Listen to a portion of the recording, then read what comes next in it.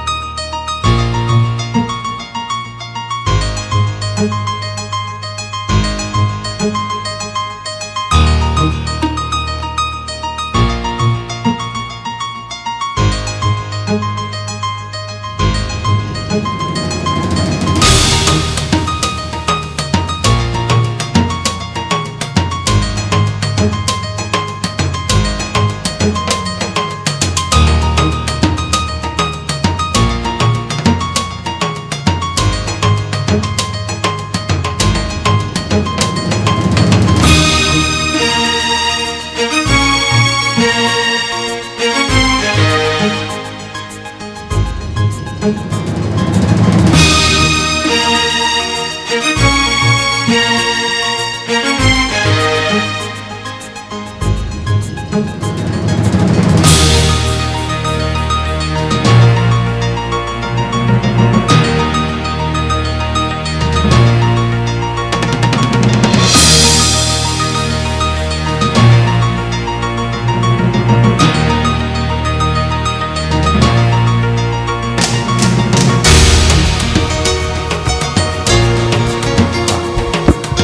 how many people we have here now. We have Ms. Goldberg, Mr. Hernandez, Ms. Misikowski, Mr. Pacheco, Mr. Padilla. We have 6 members present. We need 4 more for a quorum.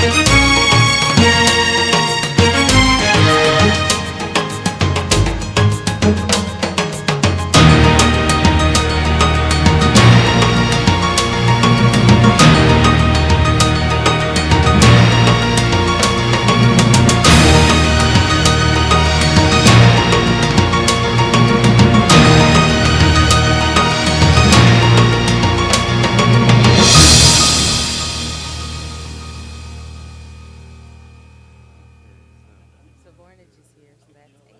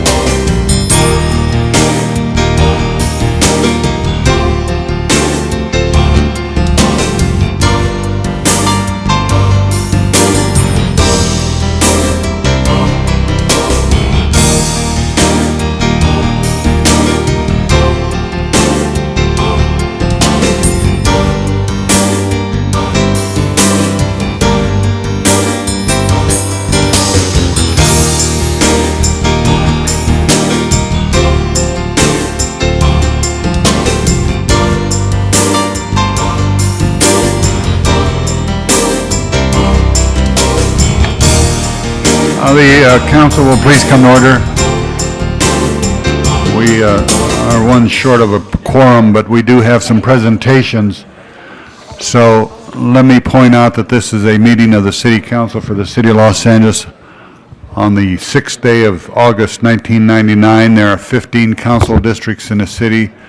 The regular meeting days are Tuesday, Wednesdays, and Fridays. We are being televised by Channel 35, and we're also being monitored by council phone. So with that, we will have some presentations. And Ms. Misikowski? Mr. Farrar, on item number 2.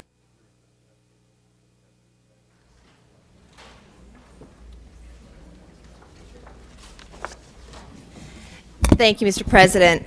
We're going to begin today with a presentation to a longtime city employee who is retiring from the Department of General Services named Patrick Sanchez.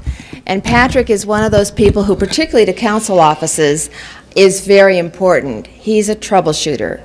He is retiring after more than 31 years of service in the city, but when I got notice from my staff, rather than read the resolution, I will just talk about some of the highlights. We, the City Council, have already recognized Pat Sanchez's work and benefits to the city. In 1991, he was awarded one of the personal best awards of a city as a city employee for continued ongoing great service in his department. And in 1986, during the General Library, the fire at the Central Library, he was one of the first city employees on site responsible for helping the evacuation of the books, the materials, and saving as much as possible to get out from the fire and making sure that it was safely secured. And although the fire was one day's effort, that effort in terms of making sure that that material retrieved was managed and then retrieved out of the building was a month-long endeavor that he was responsible for. And in 1994, again, sort of person on the spot at the right place, he was the North District Superintendent for General Services in the aftermath of the Northridge earthquake. So responsible for looking at all of the city structures, the city facilities, making sure that they could both provide services, be a safe place for city employees to come as they became central staging areas. But beyond that, I wanted to just read something that my own staff, who has worked closely with Pat, had said to me about why they asked that I present this. And this is from a staff person who's worked not only for me, not only for Councilman Browdy, but actually has worked in the 11th District since Councilmember Carl Runberg. So this is a city employee who's got many, many years of experience in working in this 11th District, serving constituents. And what she says is she can honestly say that Patrick is one of the most reliable, dependable, pleasant city employees that she has ever had the pleasure of working with. His pleasant manner is equaled only by his willingness and his ability to get things done quickly and efficiently. I introduced Pat to other council offices, and all of them find him the person to call to solve their problems. So he is going to be very, very much missed. And in fact, I told him today that I think a number of council offices have employees who are shedding some tears over his leaving because he really has been the person to call to get things done. But I am happy to honor him and in his decision to retire and go on to working with his wife in a real estate consultant practice dealing with both issues out in the San Fernando Valley and the Santa Clarita area. And his wife is here at his side, and I would like to present this to him on behalf of not only the City Council, but many, many other city staffs that look to call on him for services servicing their workplace and their environment. So Patrick, thank you very, very much for all that effort. Thank you. You want to say something?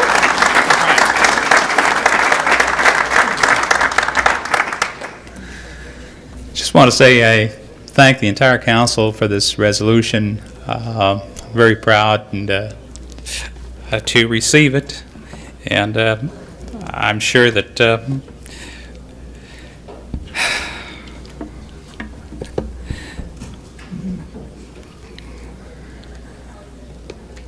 I lost all my words here, but thank you very much. I do appreciate it.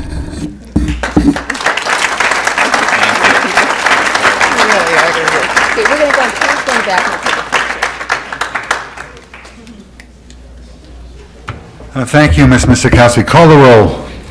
Bernson, Chick, Fury, Galanter, Goldberg, Hernandez, Holden, Miskowski, Pacheco, Padilla, Ridley Thomas, Vornich, Wax, Walters, Ferraro, 11 members present and a quorum, Mr. Okay, President. the first order of business. Approval of the minutes. All right, Mr. Burnson moves, Mr. Fuhr seconds. There's no objections, unanimous vote. The next item, Commendatory resolutions for approval. if there's no objections, unanimous vote. Chair recognizes Mrs. Goldberg.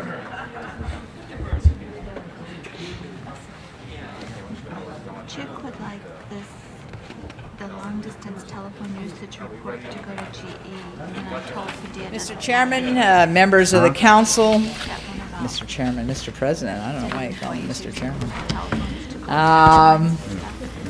It is my pleasure to Padilla doesn't want it. talk a little bit about the fact that this is Certified Farmers Market California Grown Month in the city of Los Angeles. And as you know, there are farmers markets now serving more than 13 neighborhoods in the city of Los Angeles by providing access to fresh, nutritious produce and to people of different cultures and economic means. The certified farmers markets are the sole or major outlets for more than 4,000 California farmers statewide for fruits and vegetables they grow on their farms, and they create a direct socioeconomic link between the urban populations and industrious farmers. The California system of certified farmers markets is the only place farmers can bring and directly sell their produce to the public. It is original and unique in the world of farmers markets.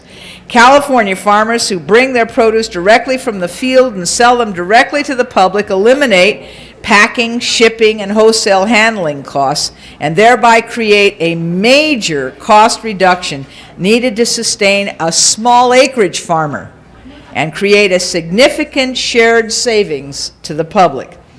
In Los Angeles County, certified farmers markets have become an important, harmonious, and wholesome community meeting places, blending diverse ethnic neighborhoods surrounding each location and creating a positive atmosphere for the communities where they are located. They are almost exclusively operated by nonprofit organizations or agencies, city agencies, the missions of which are to bring California's agricultural and urban communities together for mutual benefit, increase communication and understanding, and mutual education, and by the way, in addition to which, all that produce tastes so much better when it was only picked the same day or the day before you get to eat it. They also become a key educational media for a great number of schools and health and nutrition programs, both for children and for seniors, to increase public health and nutritionally beneficial consumption of fresh fruits and vegetables. And of course, we believe that California-grown fruits and vegetables are and should be safe, fresh, tasty, and nutritious, the best in the world. So during the month of August, we are saluting them, and I have asked Pompea Smith, who is the director of the Hollywood Farmers Market on Sundays at Ivar and Hollywood, to come forward as a representative really of all of these certified farmers markets in the city of Los Angeles, to say to you thank you for what you do, for providing the service that you provide, for giving us not only enjoyable fruits and vegetables, but a real community and communal meeting place for people from across the broad band of different ethnicities and economic backgrounds to enjoy some of the fruits of living in California. The fruits and vegetables, I should say, of living in California. And we also have a really good time when we go there anyway. So if you haven't been to our Sunday market, I hope she'll tell you a little bit more about it. I know some of you have markets as well, because there are 13 of them in the city. But for those of you listening at home, it is a wonderful way to meet your neighbors and to get some wonderful produce and to enjoy living in California. So Pompea, thank you very much. And now if you'd like to say a few words. Well, thank you very much. Well, Jackie has said it all, so I don't need to add any more to, she has explained so clearly what the markets are about. And I think in a city such as LA, as diverse as urban sprawl that it is, it's so important to have markets like this which bring people together of all different backgrounds and economic means. I thank you very much, and I hope you do. Tell them when they can come to Oh, you can come to Hollywood every Sunday from 8:30 to 1, and it's one of the largest market. About 10,000 people every Sunday come to the market, and it's a real lively, vibrant place where a lot of things are happening.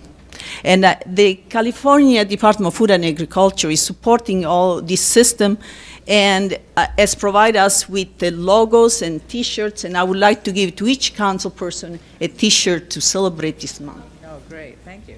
Just show one out, and then I think I want to say one more. Okay. As you can see, is California Taste the Sunshine. All right. All right? All right. All right. And the other side? And the other side is the Federation of Certified Farmers Market. And this Which one, of place? course, will say Hollywood. for each Hollywood, of you. but that's right. Well, thank you Okay, very much. Thank you very much, Pompey. Thank you. Okay, we'll get this right. Go back behind and take a picture. too. Okay. Okay? Oopsie. Thank you, Mr. President. Thank you, Ms. Goldberg. Mr. Hernandez for an introduction. Yes, Mr. President, members of the council, it's my honor to introduce to you 16 graduates who are basically specially trained to deal with brownfield sites. And I'd like them to please stand up if they don't mind. We recognized them this morning in the mayor's conference room.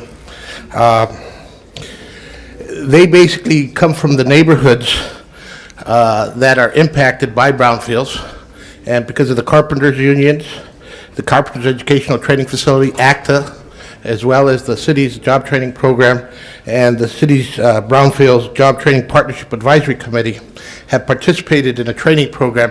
Of the 16, 5 of them are already working, and there's no question in our mind that all 16 will be doing work.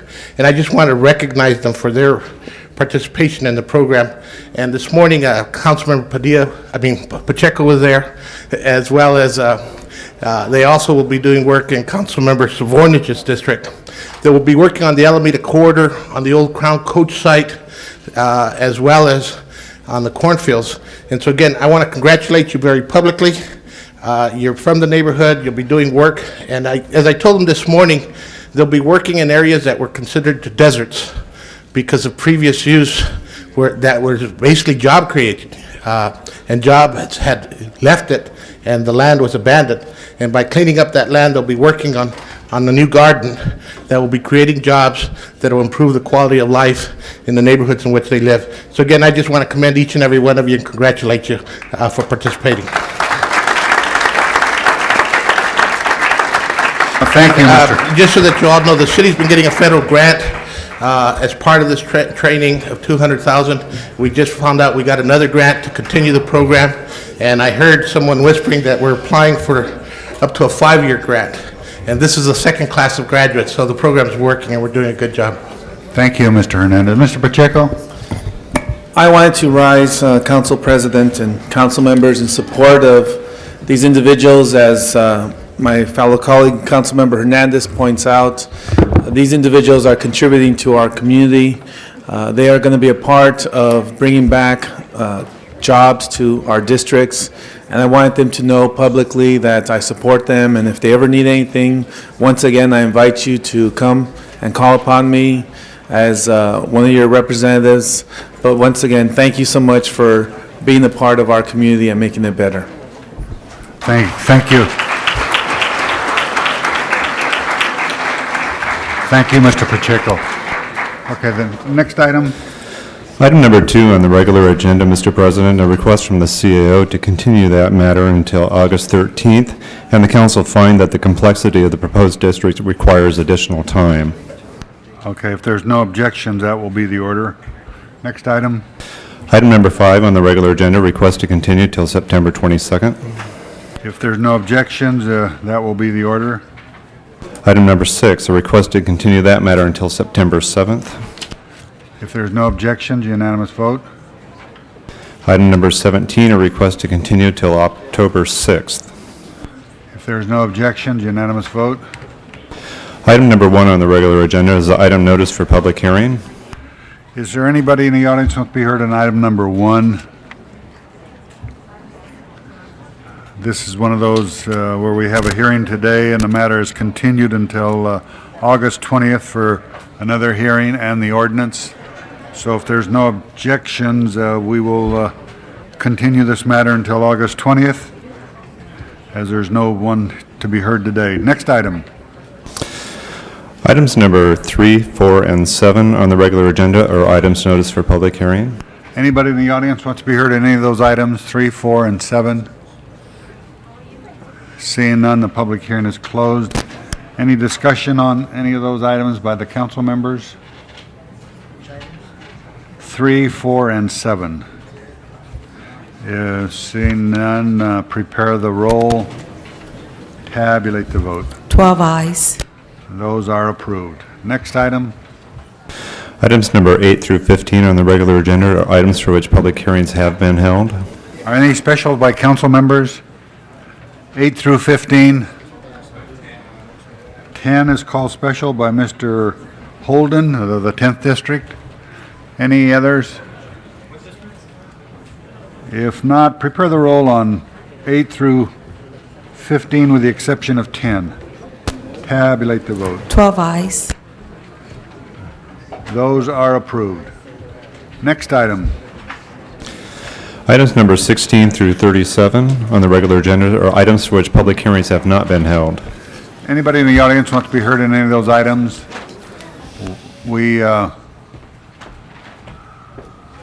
We're talking about items 16 through 37. Anybody want to be heard? Seeing none, the public hearing is closed. Any specials?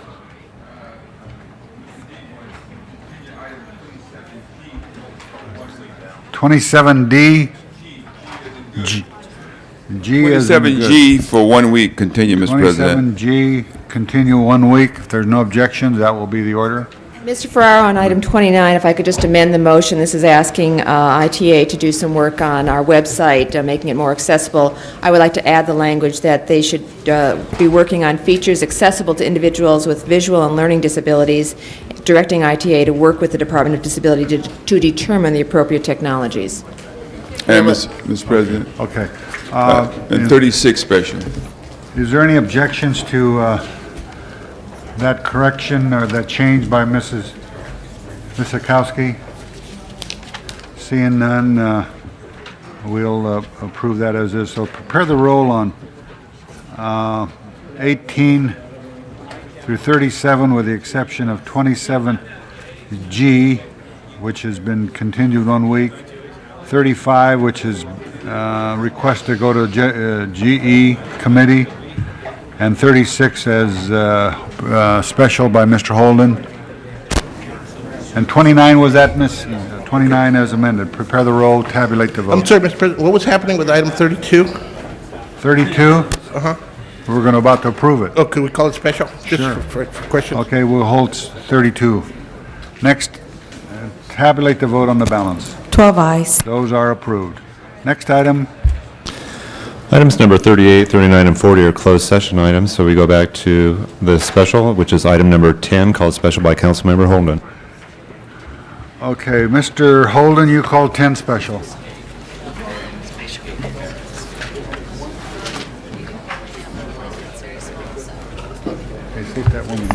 Mr. President, number 10 is being recommended to be like a wobbler.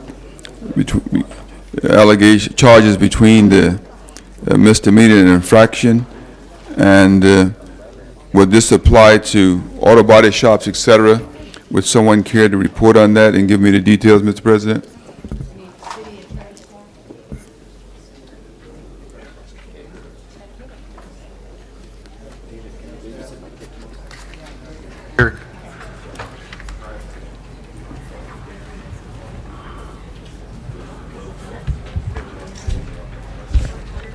Mary Claire Malador, Assistant City Attorney.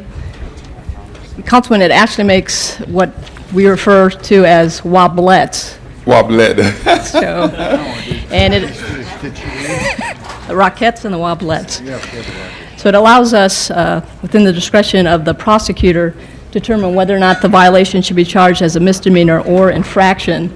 So on very minor offenses, first-time offenders, where you don't need to put the person on probation, there's no need to pull permits or monitor their compliance, we'd probably opt to file it as an infraction. Typically, the auto body repair shops would not be handled that way. They're not, what way they be handled? That means they violated an ordinance. Oh, it'd probably be filed as a misdemeanor, because you probably want to Okay, put them on all right, probation. all right, good. Okay, good, just get, as long as you get tough. Right. All right, Mr. Fuhr?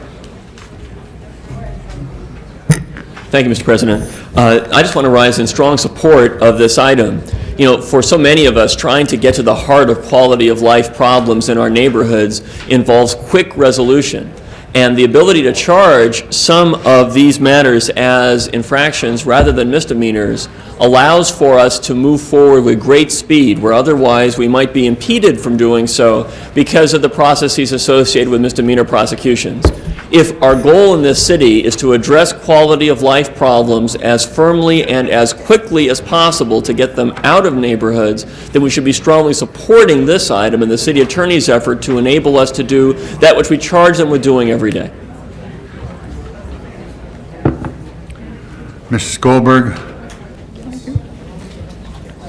Yes, I think this is an important step also, because we have folks for whom it was inadvertence or not quite being able to pull it all together, and we certainly wouldn't want them to be charged with a misdemeanor. And then we have the slugs, as you well know, of the earth, for whom a misdemeanor actually seems like much too mild a thing to do. It's too bad we can't make it a felony for those folks.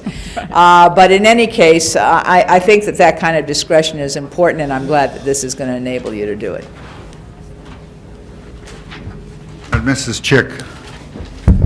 Yes, thank you, Mr. President. As still retiring former chair of Public Safety Committee, I'm very pleased to have this before us and want to praise the work of the City Attorney's Office in coming forward with this response to the question that we had asked, you know, what are the various and sundry ways and what ordinances within the city can we change or modify to continue in an effective fight against blight and property problems. And this is just one more tool in an array of steps that have been taken in the last 2 to 4 years. And I feel very confident that we are not only getting an arm around the very complex issue of what had been thousands and thousands of seriously blighted and vandalized properties, but we are actually starting to move in the direction of reducing both abandoned problem properties and occupied problem properties and problem buildings, and this takes us one more step in that direction. I had no idea, however, that it had such a French term and was called a woblette. Les Wobblettes. Wobblet. Okay, let's don't show off our knowledge now. Mr. Burnson, he'll bring us down to earth. You bet. Well, members of the council, when I don't have a problem with going along with what came out of committee, but this is not exactly what I had in mind when I introduced the motion. My original intent basically was to be able to deal with properties that are neglected, that don't meet city requirements, that we can't seem to get enforcement on, that are a deterrent to neighborhoods. There's usually one in every neighborhood that where the weeds are overgrown, the paint is peeling, other violations may be in place. And what I had proposed, and I'm going to vote for this today, but I'm going to come back with another motion and try to get, because I think we need to do it.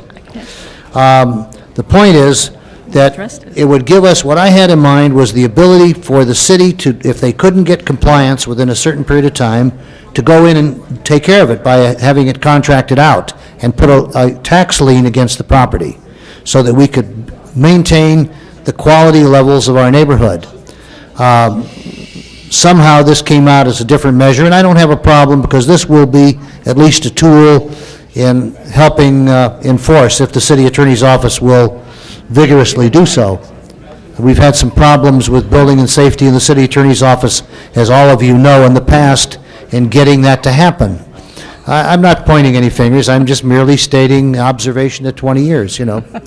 So what I'm saying is this: let's approve this today, but I'm going to tell you right now that I'm not going to give up on my other measure, which my original intent was to get that eyesore out of each neighborhood that exists and give us the ability to deal with it so that we can upgrade our neighborhoods and not allow a single one or two homes in a neighborhood to downgrade and bring the whole neighborhood down.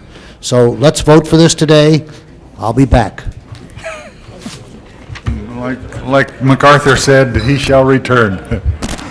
Okay, well, prepare the roll on item number 10. Tabulate the vote. 12 eyes. That is approved. That includes the ordinance. Next item. Item number 32, called special by Councilmember Hernandez. Mr. Hernandez, item 32. Yes, Mr. President, and I don't know if there was someone here from the city attorney's office who could help us a little bit. The reason I was asking the question is each and every one of us have a trust account that was established a couple years ago in the budget process, that whenever city facilities were basically sold, the money would go into that trust account, 50% of it, for the council district where the city facility was. And at one point, we had a debate as to whether those funds could only be used for purposes of other capital projects in that district. And see, I wasn't sure if we had that debate, and I wasn't sure what the resolution of that discussion was on the ordinance. That was one question I had. And for example, there have been times when we were talking about expansion of funding, for example, for the Santa Monica Mountain Conservancy, and I always looked at the opportunity to buy land for those kinds of funds. There have been times when we had parking structures that we were trying to build, and those were the kinds of funds. So I've always had a mindset that if you're taking capital dollars from a previous sale of a project, that you would use it for that. I have like the Downey, what used to be the old Dogtown Ann Street Animal Shelter that was sold, and we've been using those funds and limiting the use of those funds to develop a child care center at Downey Recreation Center. So that was where my question was coming from, because what this is saying is I can now take those funds and use them for social services, and I have no problem with that, because it might be a direction I might want to go. But I also think we should have an idea of how much money we're talking about. Right. Mr. Fuhrer. Thank you, Mr. President. Yeah, Mike has it, I think, almost exactly right. We passed in 1996, in the context of our budget, the ability to take surplus property and split the proceeds in half going general fund, half going council district. There are, unless somebody can correct me here, I have heard nothing that would restrict the purposes to which those funds can be spent, either by the mayor and the council in the course of the general fund deliberations, or by the council district. And what this action before us does today is simply enable the checks to be cut, because otherwise there's no mechanism by which to do that. So this is just a matter of by what means does one spend money that has already resulted from the sale. And again, I think there are no restrictions on the purpose which they can go. And maybe Mr. Deaton could help us, someone could help us with this question, because I remember we had extensive discussion about how the monies could be used. Ron, the question is a pretty straightforward one. Mike, this is a matter from my council district in which we sold surplus property, half general fund, half to the district. Mike's question is, are there any constraints on the uses to which the district can put money from surplus property sales when the split is half and half? I had not recalled any such restrictions. It was up to the discretion of the district, I thought, but this is Mike's concern. Yeah, and my impression on the discussion was that we had restricted it to other capital projects within that district. Yeah, I didn't think so. Child care centers, and if I'm wrong, then I just want to make sure that was the case. I do not recall any restrictions, but Okay. I'd be happy to look at it real quickly but Yeah. if quite frankly, if the ordinance has such a restriction, we won't be able to spend the money, so if you go ahead and approve it, it'll be fine, because we won't be able to do it, and we'll have to Yeah. return anyway, so you can go ahead, and in the meantime, we can check. Yeah, for what it's worth, the CLA's office has said this is appropriate, but Okay, if there are still okay. lingering questions, I'm happy to have answers, so, Right. Okay. yeah, I think it's fine. My recollection would be fine. I'll move it forward. Okay, anyone else want to be heard on this item 31, 32? If not, prepare the roll, tabulate the vote. 12 eyes. That is approved. Forthwith on it. The next item, Item number 36, called special by Councilmember Holden. Mr. Holden, you call 36 special? Mr. President, this was introduced by Mr. Fury and Ms. Chick, and I think you're asking that the city is exposed to a great deal of potential liability due to dangerous conditions on city-owned properties such as streets and sidewalks.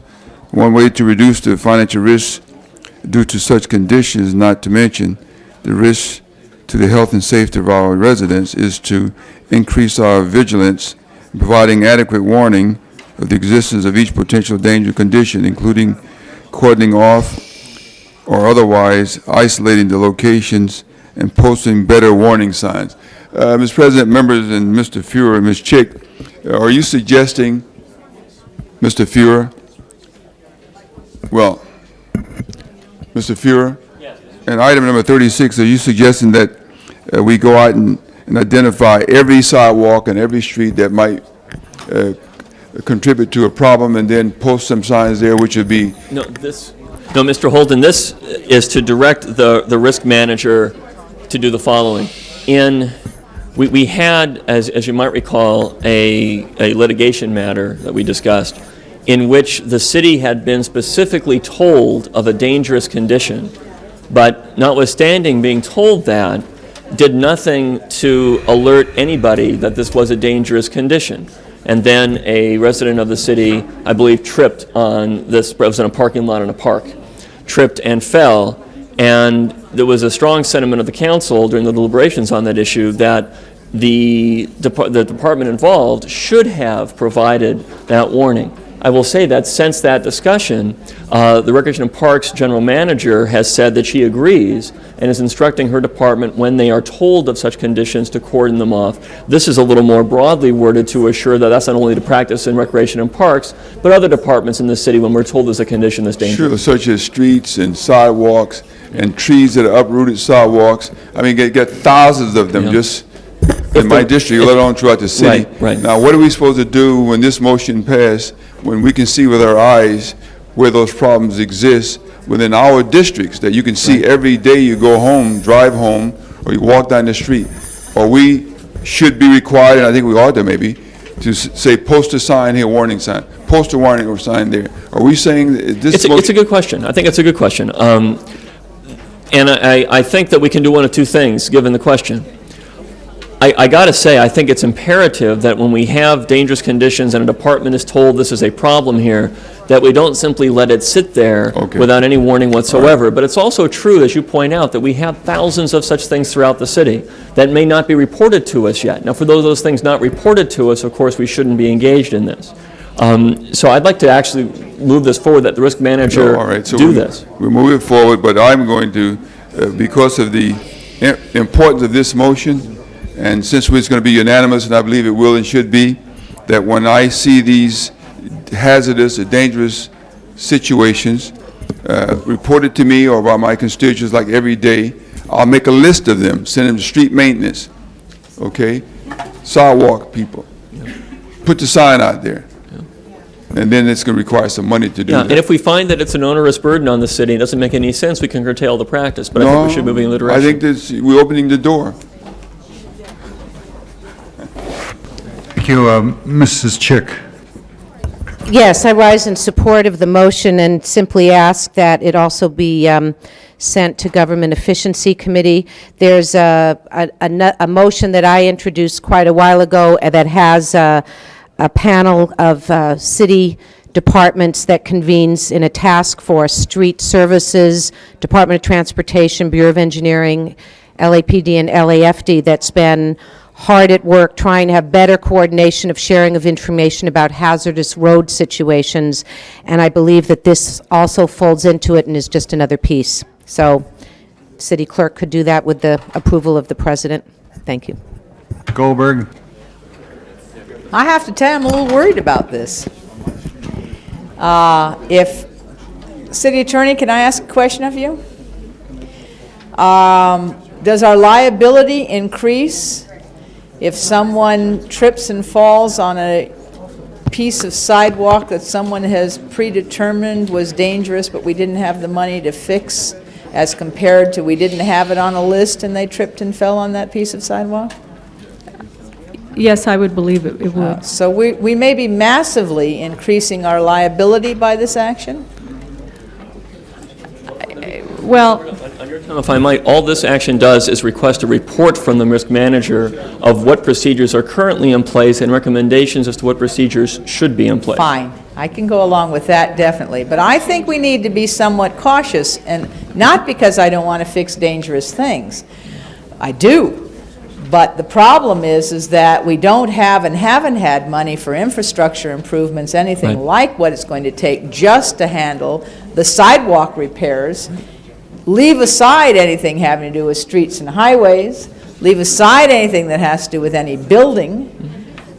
So I don't have any problem with getting more information. I misunderstood this, and I appreciate the correction. I thought this was directing them to do this. No, not yet. Okay. I hope that in that report back, it will also include how to deal with the liability issues, because I, on the other hand, because of liability, don't want to fail to go and look for problems and try to correct them before they happen. But I do think somebody who understands what we may be doing to open up additional liability has to weigh in on this. So I would urge that it's going to government efficiency. I would just urge that. And budget as well. And the city budget attorney as should well, report as that we have a tremendous involvement of city attorney in the, how this is done, because we won't have the money to fix the things we identify, and once we've identified them, I'm not sure what we've done. Sort of make work for the, for the folks who like to sue us, I don't know. Fortunately, we have some good bureaucrats that'll figure it out, Jackie. All right, good. As long, I misunderstood, and I apologize. I'm glad to have the clarification. Okay, Mr. Hernandez?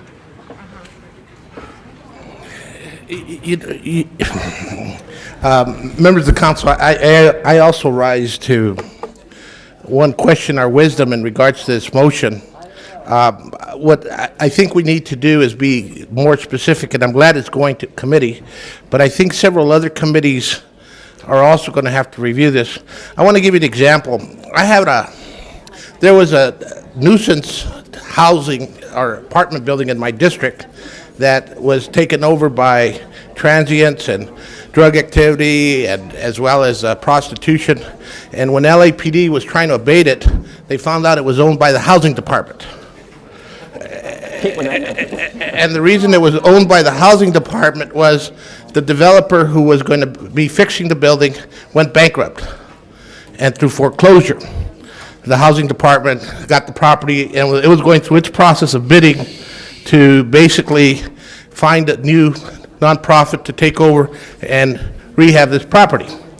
But that process, again, required by law, takes time, and meanwhile, we had this nuisance. We've also had instances where we had fires where we went up and we put up chain link around the building and so forth to try to protect the building, but then the transients got back in, another fire was created. In one instance, in the case of the California Hotel, we had a death. And when does the city assume those liabilities? So the housing department, I think, has to play a role. General Services maintains houses. I'm also concerned about nonprofits who are using city facilities. If a city facility is declared a risk building for whatever reasons, and I mentioned earlier the Lincoln Heights Jail, what's easy for the city to say is move everybody out.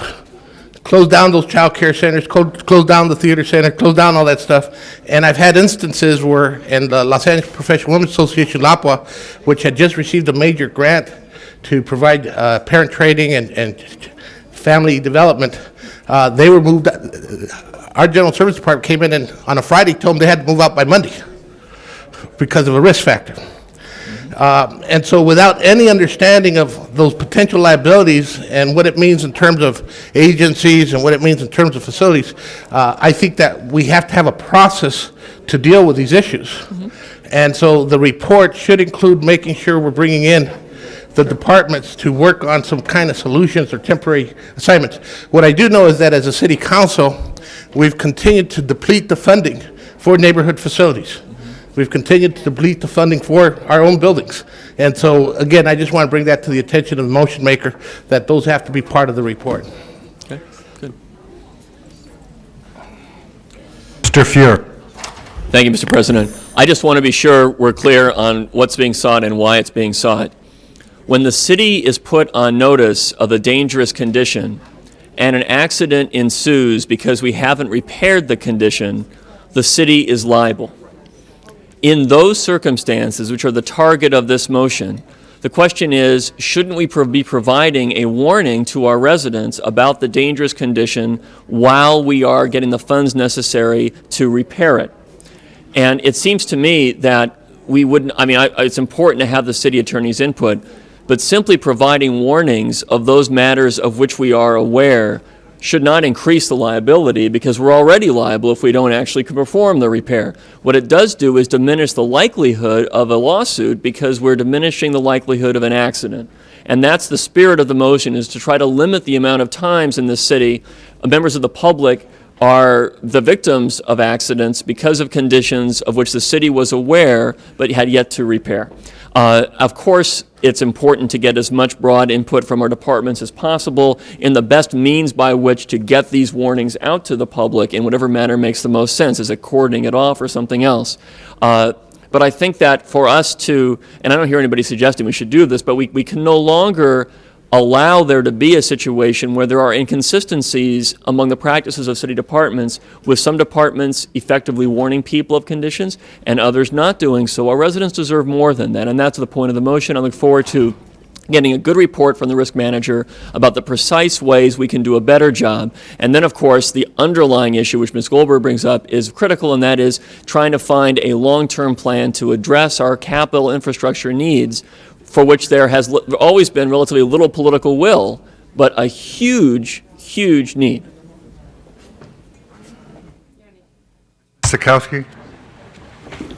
Thank you, Mr. President. I just rise also to speak in support of this. And for me, what this motion is a question of threshold.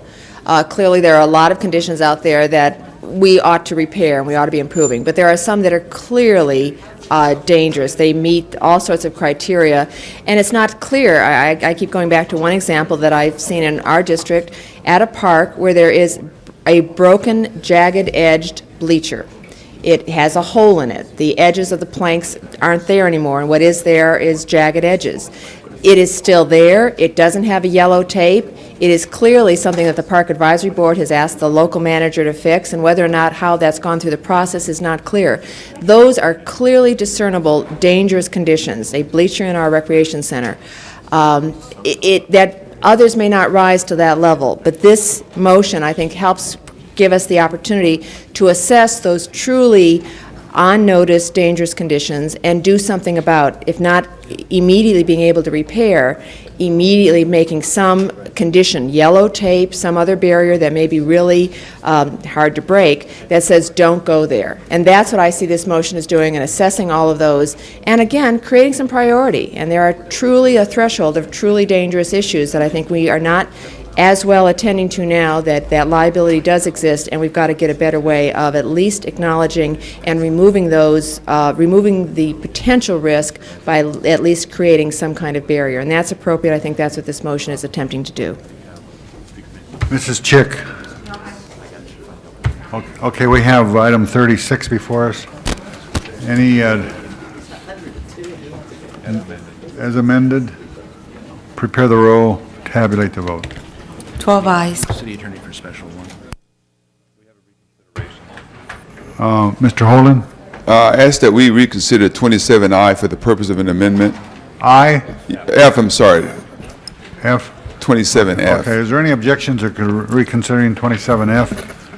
Seeing none, is the matter is before us. And we can just adopt the substitute motion that's before us. And that will include one addition to the original motion, I further move.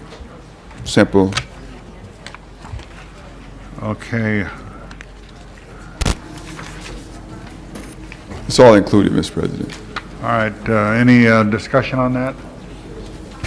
If not, prepare the roll, tabulate the vote. 12 eyes. That is approved. Forthwith on 28. Next item.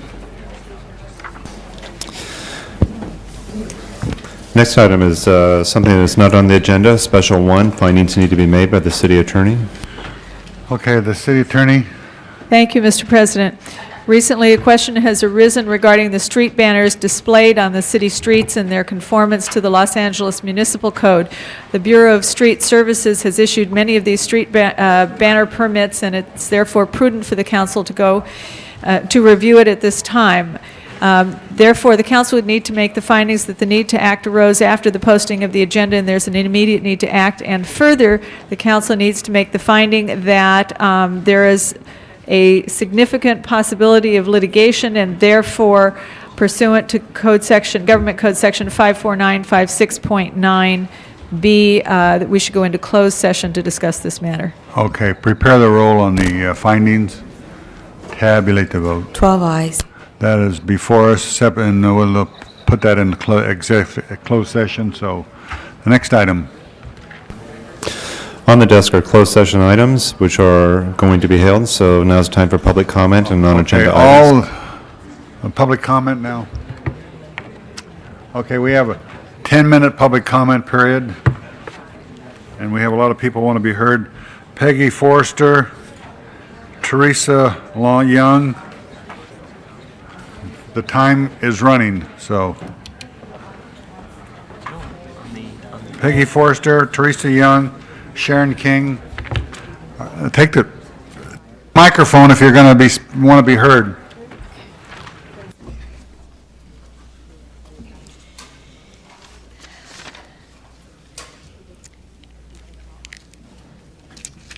I am here today in defense of Ballona Wetlands. I have a prepared statement which I will read. It is unbelievable to me that one of the last remaining wetland areas in California is under siege by business interests whose rationale for development of this sensitive area is the need for jobs and housing.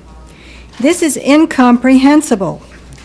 The Ballona Wetlands and surrounding area is not in need of jobs or housing. Excuse me. It lies near one of the wealthiest communities in Southern California, Marina del Rey. Speak into the microphone, directly into it. Thank you. The major need of any last remaining wetlands in California is preservation. And in the case of Ballona, we have not only a threatened and fragile ecosystem, but we have a threatened and vulnerable recreation area.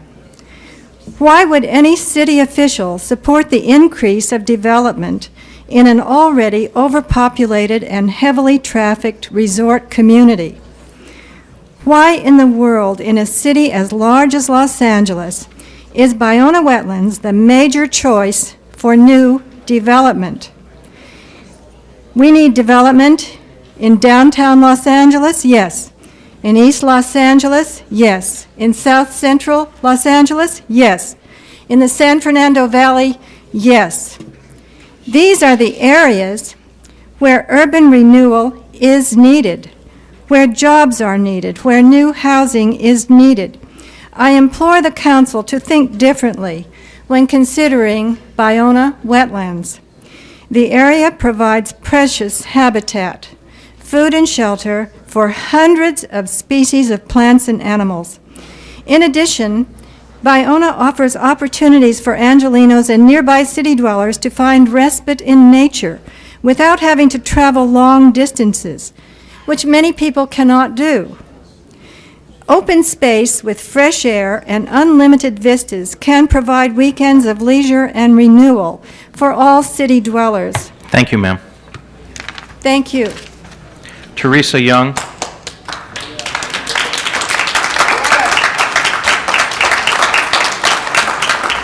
Ms. Young? Yes, how do you do? I have a little thing to give all of you, something I wrote in December. I did send this to Galanter, and I will offer this to you. To the sergeant, ma'am, and he will distribute it. Thank you. Go right ahead. Basically, the first part of that, and I will read it out loud here, is that I do not think that this construction should be done in the Bologna wetlands. That is my main point. And in particular, I think that using all this money from the Mello-Roos is not a good thing, being as the last speaker had said, is that this money needs to be allocated to other places that really do need it. And it's not to build some into a place that is already overfilled and packed with people. First part is really important, I think, is that the construction of this large project should be stopped because the very likely event of landslides, earthquake, liquefaction of hydric soils, and the possible human exposure to pathogenic organisms, toxic petrochemicals, and heavy metals. Now, I'm a wetland specialist. It's not that I don't like wetlands, but wetlands are a place where you have dumps. Historically, we have dumps. Dumps of toxic chemicals, and it's a natural place where pathogenic microorganisms from human fecal matter actually are deposited. The precedent of legal actions from disenfranchised homeowners who had losses from mudslides from the El Nino of '97, and owing to the recent litigious nature of the present society, natural events of floods, earthquakes, possible spills from effluent runoff filtration systems offered by the builders could result in lawsuits to the builders, the very visible investors, and the city. Building in the Bologna wetlands could put the new residents who might live there and work there in jeopardy, and even put the builders, the city, in jeopardy as well. Thank you, ma'am. We appreciate your comments. Sharon King. I would like to remind all the speakers that we have 10 minutes total for public comment, and we have about 4 minutes left, so if you could please make your comments brief so everyone has a chance to talk, we would appreciate it. Ms. King? Yes, I will certainly be brief. I appreciate the attention of the council members that actually are listening. I speak to you as a private citizen. Although I have a PhD, and I've been teaching for the past 3 years at UCLA, I speak to you as a private citizen because it does not take a PhD to figure out that we do not need development in the Ballona wetlands. We do not need more development in this area causing more pollution. We need to clean up the wetlands, but this is our last wetlands in Los Angeles County. We do not need more congestion in this area, especially when other areas are crying for development. We do not need to hand out money to businesses. And my final point, please, please don't do this. The 405 has had enough, and so have we. Thank you. Thank you, ma'am. Doug Kordoff, followed by Sheila Bernard, followed Hi. by Bruce Robertson. Doug Kordoff from Seal Beach. This is a regional issue. I was posting flyers against this, and I noticed that a lot of people think the project is ended because SKG pulled out. But it hasn't. Instead, they're coming back and asking for $428 million in bonds. This is ridiculous. This money doesn't come from nowhere. Somebody's going to have to pay for it. What's wrong with this project? Next week, you'll see. They'll bring in their busloads of kids. I talk with these kids. They're not really kids. They're adults. They're young human beings. They're our kids. And I talked with them. They said, well, you know, what about the fact that we only have a few condos built out there? What about the people left behind? And they said, I want one of those condos. I'm going to get me one. Why? They're like everybody else. They want to get ahead. You know, we've all been in the same position. And how do you get ahead? Well, one of the ways to do it is to, you know, make it and move out of the area, you know, get to the great area. What about the people left behind, the majority? Well, that's the problem. Bill Justice, my old boss at Northrop, he made it. But he didn't leave. He said, I'm going to stay. He bought apartments, he fixed them up, and he stayed in the area. And that's what we kind of need. He paid attention to what is already there. Now, driving here, coming into this building, I came down to the place I used to pass every day, Slauson and Western. On the southeast corner of that place, just like every morning, there's people standing there waiting for a bus in piles of trash, school kids and guys waiting to go to work. Not only is there no bus seat for them to sit on, not only is there's no place for them, there's no roof, of course, for when it rains and they stand there in the rain, and you're thinking of giving $428 million to the people in Playa Vista? Give me a break. Thank you, sir. Sheila Bernard, followed by Bruce Robertson. Ms. Bernard. Good morning, council members. First, I'd like to speak to you as president of the Lincoln Place Tenants Association. We're very grateful to all of you, and especially to Councilwoman Galanter, for your role in preserving the Lincoln Place apartments in our town, where affordable housing is an endangered species. And we looked at the possibility of owning that housing permanently as a public resource. We looked at the possibility of a tax-exempt bond, because a tax-exempt bond for a permanent public resource is the proper use of a bond. Now I'm speaking to you as an individual, not in my capacity with Lincoln Place tenants. I respect Councilwoman Galanter very greatly. I happen to disagree with her on the provision of bonds for the Playa Vista project, Phase 1. The reason is that public funding for a private endeavor like that is not public investment, it is public spending on something highly speculative and very likely unsafe. Thank you for your attention. Thank you, ma'am. Bruce Robertson, followed by Flo Ginsberg. Thank you, members of the City Council. Appreciate the time to speak here. I would also like to ask an additional 5 minutes. We have many people here who came a long way to speak to City Council. The item that we came to speak on was continued, and it'd be very kind of you to give us some additional time. We've taken time out of our days to come here today. We're here to speak against voting for the bonds for Playa Vista. These bonds are fraught with problems. The project is fraught with problems. The developer has demonstrated themselves to be not competent to bring DreamWorks on board. They've wasted the city's time for 3.5 years with this process, and were unable to deliver DreamWorks, and a lot of city effort and time went into that. Also, the real estate market is volatile, and these bonds could collapse and be unpaid. That would impact the city's credit rating. I would encourage you to view this as a regional issue. We know that City Council often defers to the council person in whose district a project is, but I'd like each one of you to consider this a citywide project, because these bonds will impact the credit rating of the city if they're defaulted on. If there's an earthquake, the liquefaction of this is in a liquefaction zone. If there's an earthquake, the city will be responsible for the infrastructure there. So it should be looked at as a citywide issue and not deferred to just Councilwoman Galanter, who we know supports this. There are other reasons that we have indicated, including hidden tax subsidies. These are tax-free bonds, and the Center for Tax Justice has determined that these bonds will cost the income of the state and federal over $335 million. We know these developers only paid $101 million for this property. We think this money should be used to buy the property rather than subsidize developers at Playa Vista.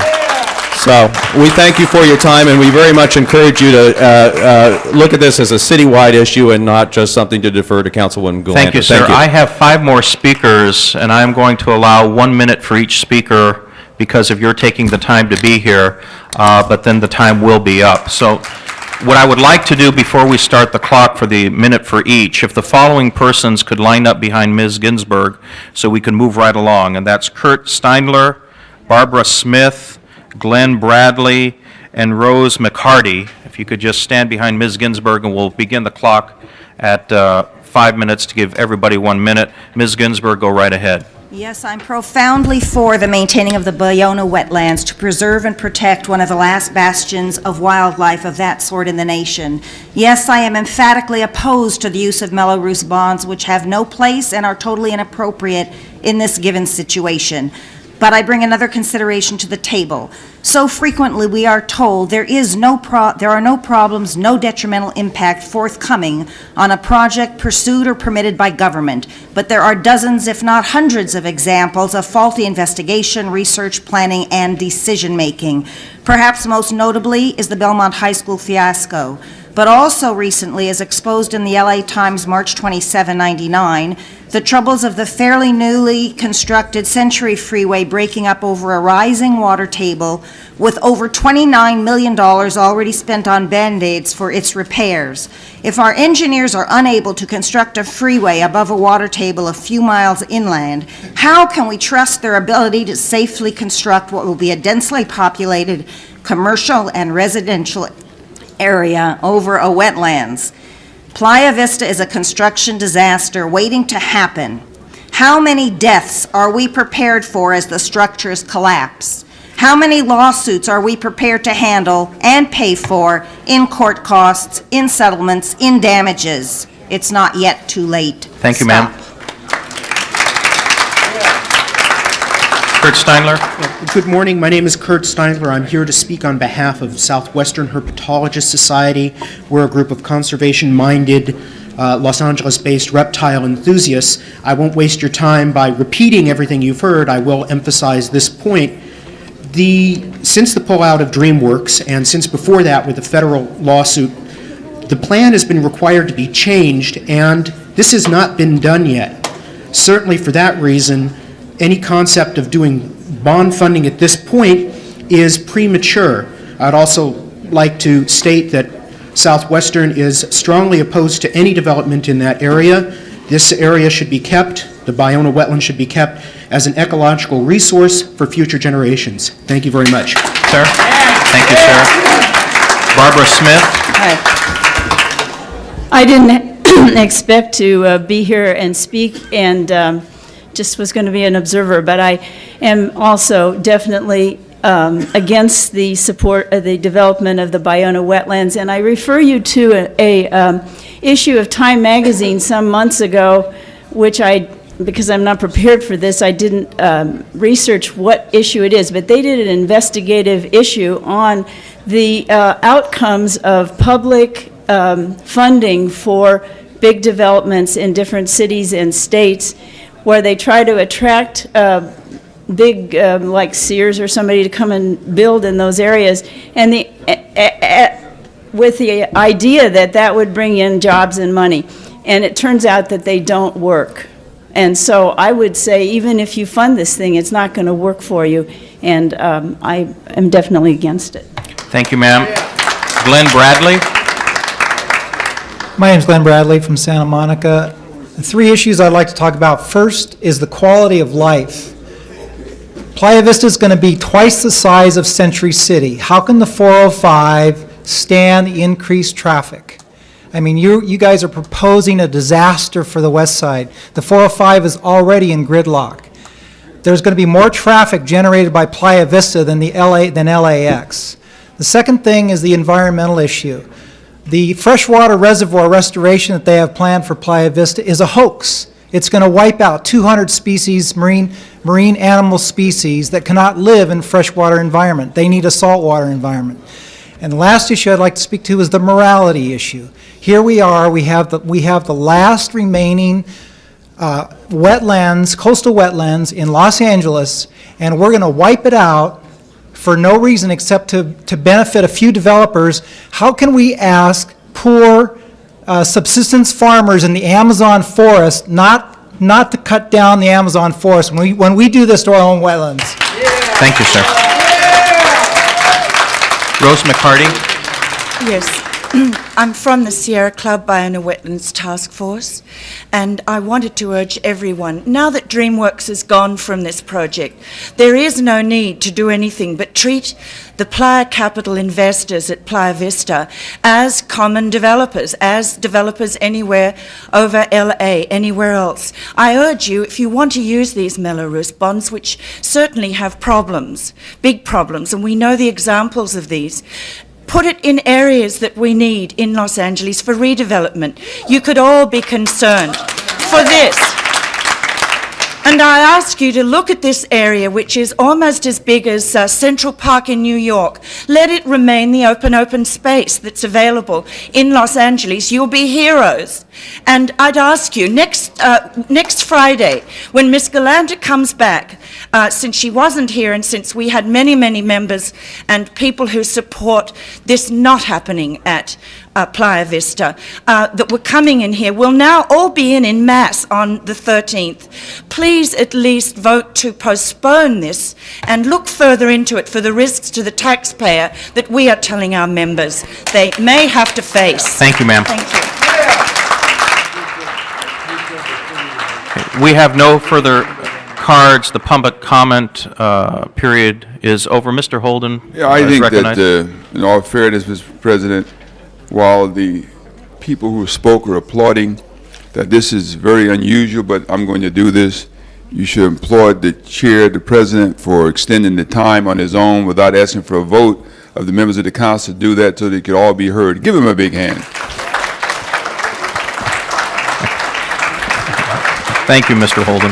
His name is Rudy Savornich. He's being trained by John Ferrara, so he's doing that because John got him on the right track. Mr. President, I would ask that we send forthwith 27F. Okay, without objection, that'll be the order. Mr. Clerk, next item.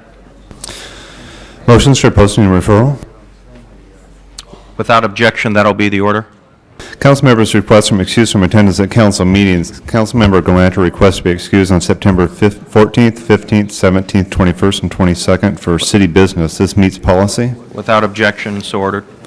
Councilmember Miskowski requests to be excused on September 21st for city business. This meets policy. Without objection, so ordered. And now, the closed session items are before you. Okay. Members of the council and persons in the audience, the council will now be going into closed executive session. Those who are not participants in the executive session, if you could please excuse yourselves from the council chamber.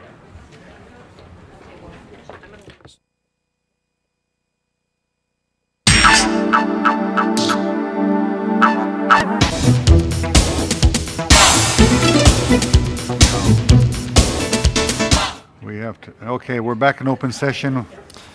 We have an item before us. Mr. President, item number 38 is before you to accept the offer of $280,000 in settlement of case. All right, prepare the roll. Tabulate the vote. 10 ayes. That is approved. Okay, we have adjourning motions. I'd like to introduce Steve Boresh.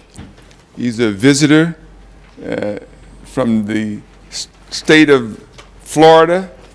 They came out and they played USC, and I saw him at the Coliseum when I saw you over there, Mr. President. I wish they were that size on the team. And so we want to welcome him. He's a fine young man, and he's going to do well in our society. And I was super impressed with his interest of the Coliseum, and he's going to go back and do some good advertising for us. And so I just wanted to present him with a certificate of welcoming. That's very nice. Give him a big Thank hand. you. Okay.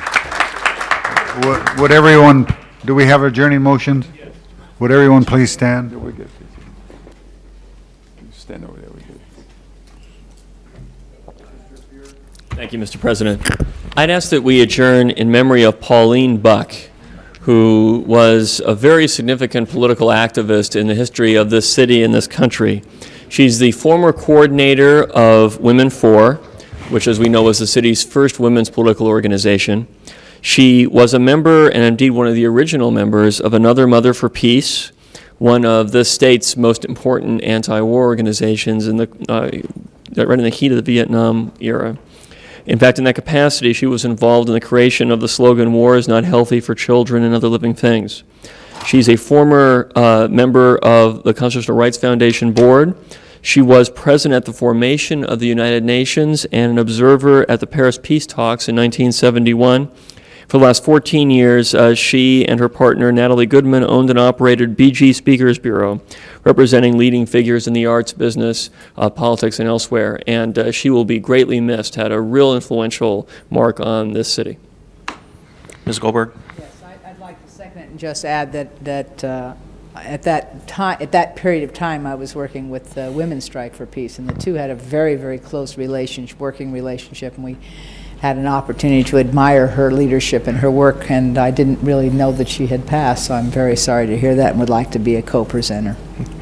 Any other adjourning motions?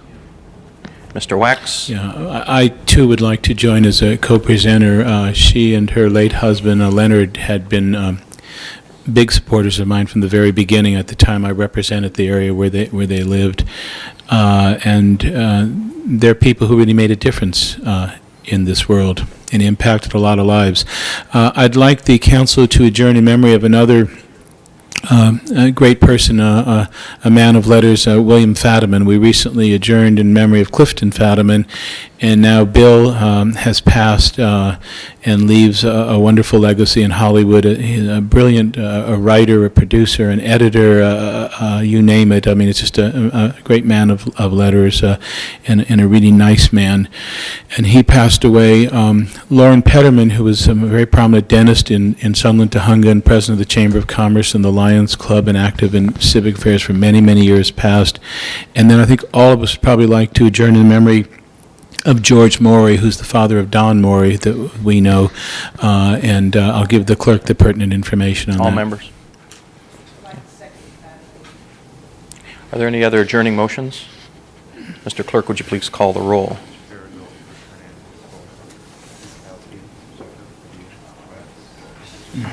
Seeing no further business before this council, the council is adjourned. Everyone have a good weekend.